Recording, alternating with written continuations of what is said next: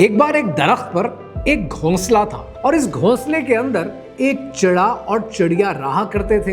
Husband and wife थे और आज फिर इनके बीच में लड़ाई हो गई थी। गुस्से की हालत में तंग आकर चिड़े ने कहा कि मैं तुम्हें छोड़ देना चाहता हूं, नहीं चाहिए मुझे ये रिश्ता, तंग आ चुका हूं मैं तुम्हारी रोज रोज की लड़ाई से। और गुस्से की हालत में यह कहकर चिड़े ने घोंसला छोड़ा और हवा में उड़ना शुरू कर दिया। वो हवा में उड़ता रहा यहां तक कि शाम हो गई। शाम तक जाकर उसे एहसास हुआ और वो वापस लौटकर घोंसले में आया। जब वो घोंसले में आया तो उसने देखा कि चिड़िया खामोश बैठी है। उसने उससे सॉरी कहा और कहा कि ये सब कुछ मैंने गुस्से की हालत में कहा है। चिड़िया फिर भी खामोश थी।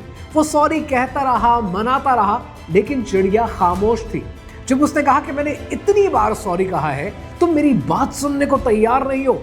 चिड़िया ने कहा कि बात सॉरी की नहीं है, बात यह है कि तुमने मेरे दिल के अंदर एक डर डाल दिया है कि ये रिश्ता भी शायद आर्जी है।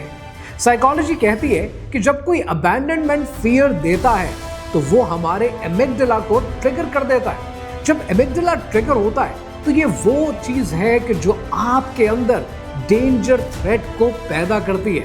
ये वो लम्हा होता है कि जब इंसान के अंदर ऑक्सीटोसिन यानी ट्रस्ट हार्मोन गिर जाता है और कॉर्टिसोल जो कि स्ट्रेस हार्मोन है वो बढ़ जाता है। डॉक्टर सू जॉनसन कहती है कि threatening to leave does not create closeness, it creates permanent fear. ये घोंसला आज भी अपनी जगह कायम है। चिड़ा और चिड़िया आज भी इकट्ठे रहते हैं, लेकिन शायद आज वो इकट्ठे तो हैं पर एक दूसरे के साथ नहीं। आज उनके बीच में एक खामोशी है।